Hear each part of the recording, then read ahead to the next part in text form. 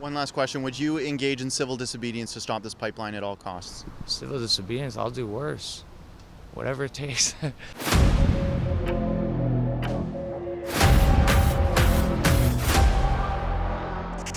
Keean Bexte here in Nanaimo, British Columbia, just on Vancouver Island, and in particular, I am in the riding of the newly elected Green MP. His name's Paul Manley, and it goes without saying, as a Green MP, he belongs to the most radical anti-pipeline party in the entire country. His leader, Elizabeth May, was recently arrested when illegally protesting a pipeline. So these guys are as anti-Alberta, anti-pipeline as it gets.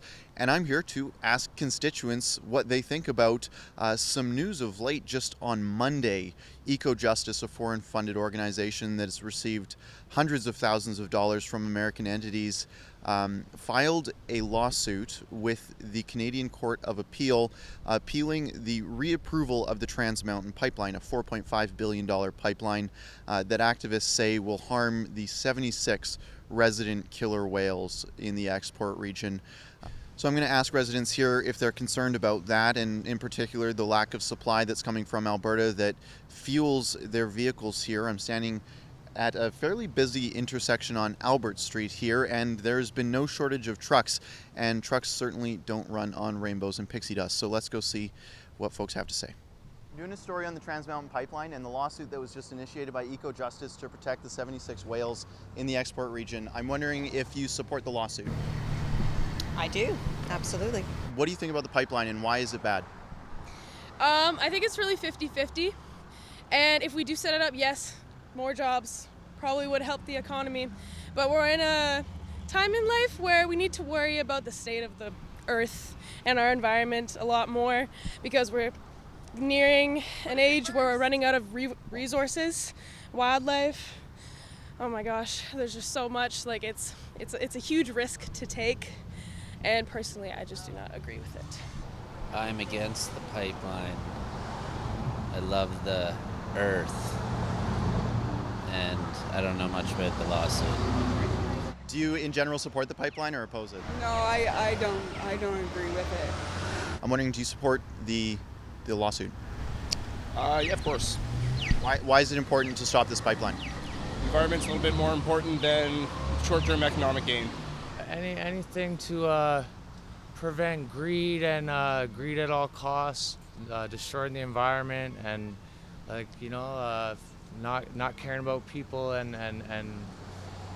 anything that would support what's actually represents equality and fairness. I support that. So whether it manifests through the pipeline situation, etc., like none of this corporate jargon and etc. and so forth. Like, let's just be real here and like be human, but that seems to be a little bit too far-fetched for some people. So I'm wondering if you support that lawsuit.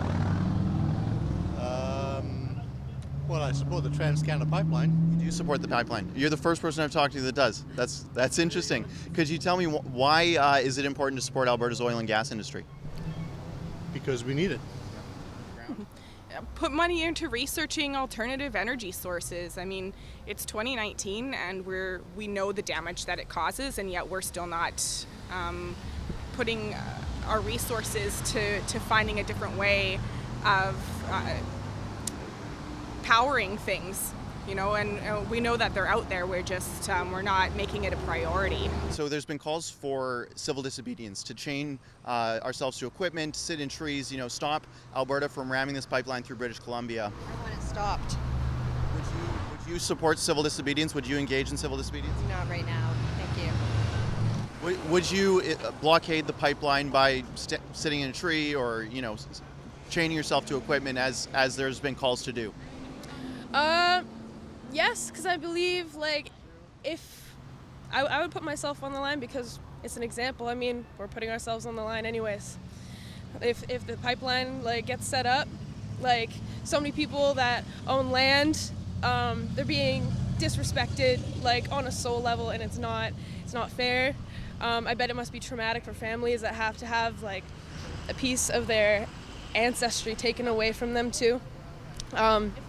It's disgusting, and it's inhumane, and selfish.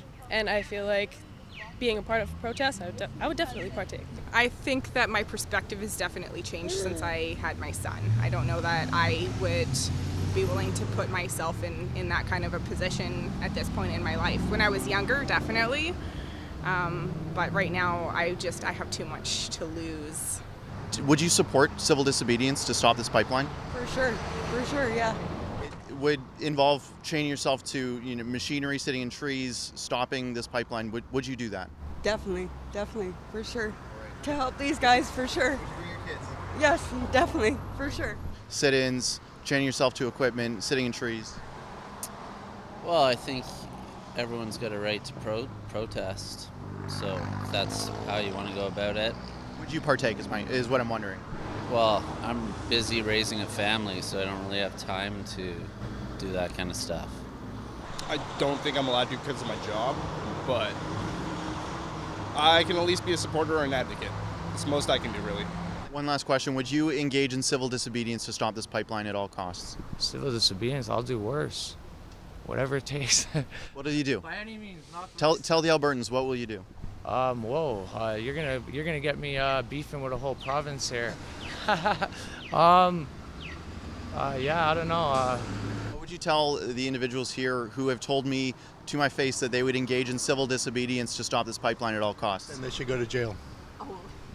Should Elizabeth May go to jail? And should she stay in jail if she does it again? I think she should. And what about your local MP here? If he partakes, should he be in jail as well? Yes, she should. Would you be concerned at all for the Albertans who have lost jobs and will not get jobs returned to them because this pipeline doesn't go forward if this lawsuit succeeds? Honestly, that is tricky because I know we are in need of jobs as well. I really hope that there are other forms of like career options for these people because I know it's devastating in the world we live in today. You got to make money, right, in order to stay alive. And I really hope that if this pipeline does not work out, that there are options for these people and that the people running this pipeline will help them out. What do you think the pipeline will do to the earth? Well, impact it on a negative level. How? Like the environment. How will it hurt the whales? Well, I think that if there's a problem, it will go into the waterway, which will impact whales. But basically, anything that's going to destroy like natural land or affect wildlife, I mean, it doesn't sound too natural to me. A pipeline sounds like pretty intense, digging up and you know what I mean, like exploding up things and doing this for big long stretches and big areas of land. So, it's obviously going to disrupt significantly the natural state of things. Now, I always like to learn something on these excursions that I do, and today I learned that there is a vaccine for radical SJWism. There is help out there, and it's as easy as having children, apparently. Clearly it worked for this woman, saved her from a lifetime of eco-radicalism.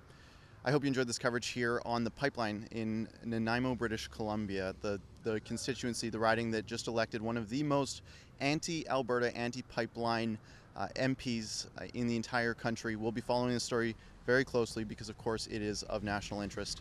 For the Rebel.media, I'm Keean Bexte. Hey, thanks for watching our coverage. If you want to stay up to date with everything that I'm doing as it happens, go to Twitter and follow me at @TheRealKeean. I post things there that don't go on YouTube, so you see a little bit behind the scenes, and you also stay up to date as things happen. So be sure to go there at @TheRealKeean.